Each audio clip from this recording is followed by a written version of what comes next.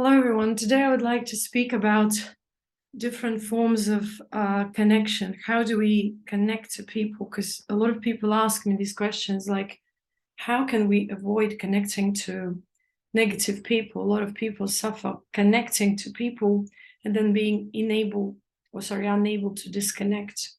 And so this video is dedicated to kind of understanding the point of energetic connection, energetic ties and attachments. So there are different levels, and it's very important to understand that it's not just about physical connection, but too, on the physical level, when you say hug someone or shake their hands or, look at them, these are all different forms of kind of a physical direct and also physical subtle connection. When we look at someone, we transmit our being. That's why there is a phenomena of evil eye. When people look at you with negative intentions or judgments or some sort of ill wishing, you may consider this as an energetic violation of your spiritual boundary, whether they are aware of it or not. And so, for example, in many traditions, people don't touch each other unnecessarily unless they're really married or intimately connected. And this has a direct spiritual meaning, which means that they avoid any other energetic connections so that they keep their space of consciousness and physical space clear and pure. Now, when people hug in other cultures, or let's say, give me high five, or, different kind of other gestures, these are the gestures of spiritual cahoots, of spiritual ties that people share. So when they are sort of connecting to each other that way, greeting each other physically that way, they kind of confirm their connection of them being in the cahoots of these people with these people. So it is very serious, because anything we touch or sense with our senses, look at, hear, and acknowledge consciously within our space, we instantly make a link, a connection to this which we are witnessing or sensing.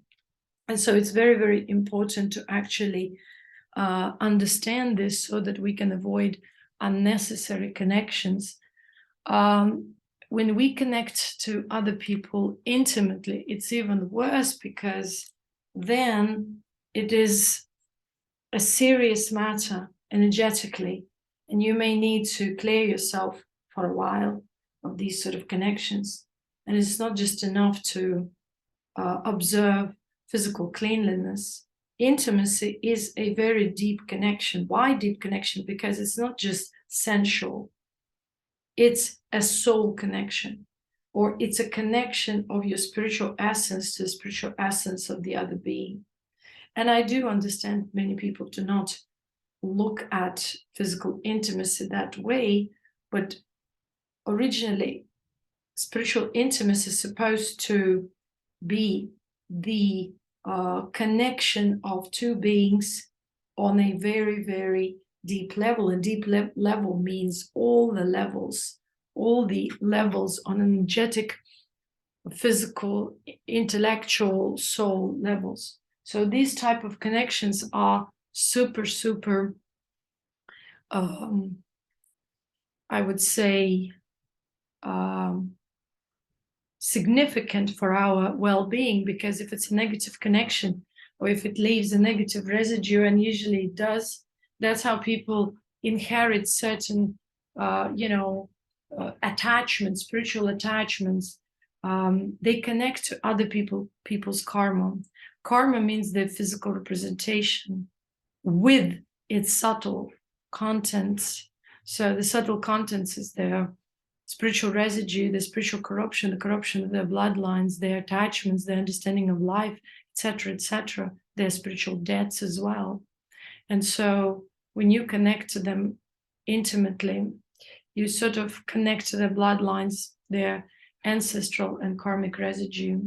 And so if there is, let's say you're disconnected physically, but if there is still a connection on a subtle level, you might experience issues in your life, that information, negative information from their field, will be traveling to you, and it might not directly concern you. Let's say it could be information from the ancestors, but it might have an access point into your system, into your bloodline, into your space of consciousness. And so before people engage with other people in a sexual, intimate way, they should think many, many times, because it is very serious. That's why it used to be called marriage, that truly marriages were made in heavens. And this understanding or notion meant that the connection, the intimate connection on the physical reality, supposed to be approved by the subtle realms, or a subtle realm of the ancestors. And ancestors are not in the physical bodies. They are, this is the subtle information of the collective cluster, of the conscious cluster you originated from. And so all that information starts being accessible to you if you're in a marriage with that person. If you're a highly evolved being, and let's say the person you choose is not that evolved, but let's say the bloodline will benefit from your evolution, and vice versa. If the person has corrupt bloodline and a lot of karmic residue and debts, that will be inherited by you too. So that's why people in the ancient times took it very seriously and wouldn't engage just with whomever, just like that. But since we're living in this cycle, in this day and age, which is the judgment day, which stretched far beyond and over one day, it's a time of karmic payback. That's why a lot of people tend to connect to many, many people, as well as on the intimate level, because it is the way they can pay back karmically, or they can free themselves. But even though the intention is to free, very often it turns out to be another entanglement, because they have no spiritual intelligence or enough awareness or discernment or capacity to free themselves from these karmic connections. So the karmic residue keeps on lingering in their space of consciousness and keeps on affecting them, keeps on draining them. Maybe these people's shadows, maybe their evil intentions, maybe their negative emotional residue towards you is still lingering in your space of consciousness. And so you may be wondering about certain imbalances, even diseases that you may have contracted from these people. Now, if we look at the rise of sexually transmitted diseases, these diseases should be, or infections, should be also taken taken a look at differently, because it's not just the physical phenomena. Most of these diseases, I'm speaking about sexually transmitted infections, are not well studied, and from the spiritual standpoint, they should and could be seen as these attachments to the negative clusters of consciousness with whom you connected earlier from your previous partners or people you connected to. And so a lot of people nowadays are affected by these infections, but these are the presence of parasitic energy of some form, or access points through which parasitic energy has access to your spiritual energy body, and it becomes the way you lose your energy. So the energy is being sucked from your space of consciousness, from your cluster of consciousness into the other cluster of consciousness, or it feeds those ex-partners karmic entities life, or it gives the energy to the other entity. So, or their shadows are being fed by your energy. So you have to bear in mind that the type of the realm we're living in is about energy exchange, and not just the physical energy, but all types of energy, different subtleties and frequencies of energy and vibration exchange. So next time when you are out and about, be very careful who you are looking at for validation, who you look for to connect to, who you try to, connect with your eyes to, looking for that look back, or that your persona catches their attention, because all of these practices, I would say, even if they're done unconsciously, they have a very serious energetic implication, or may have that serious energetic implication. So, and after your walks or your being in social public places, you may come back home and feel fatigued, tired, depleted. So don't wonder next time when you do so, because now you know. Try to avoid intimate physical greetings with people, which mean physical touch, because sometimes negative energy can be passed on to physical touch, and interaction. When you speak, when you gossip, it's all an energetic interaction. And so it doesn't mean that it has to be forbidden or you have to be paranoid. The point of this video is to raise awareness. So please be aware that any contact through any sense organ means portal, means creating a tie, creating a portal, creating a bridge, a link that could be an attachment, and that could cause you loss of energy. And loss of energy means loss of balance, loss of health on whichever level, from mental to emotional to physical. Now, when you are dying of love or are in love, it means that you are in a codependent relationship energetically with that person, or you gave a part of you to that person, and that part stayed somehow. That part is just, it's a metaphor, but the link has been created. And once you discontinue physical interaction, the link hasn't been severed. And so that energy continues traveling there or being ping-ponged. And so you experience such a phenomenon as, tug of war, being strung along, or, different kind of emotional ping-ponging. People take you for an emotional ride. So all of that happens because your emotional, or meaning energetic, system is open to whomever. Now, from now on, be more cautious. Our system, social system, our schools do not teach us how to interact with other people. We do not even learn about this. Our physics and chemistry should teach us about physical and chemical interaction with human beings on a spiritual level, because we are spiritual beings, but unfortunately, this dimension has never been touched upon or researched because there's no reference point. So here we have these kind of channels, like this one, for instance, of people who have these experiences, who have this understanding, so benefit from this.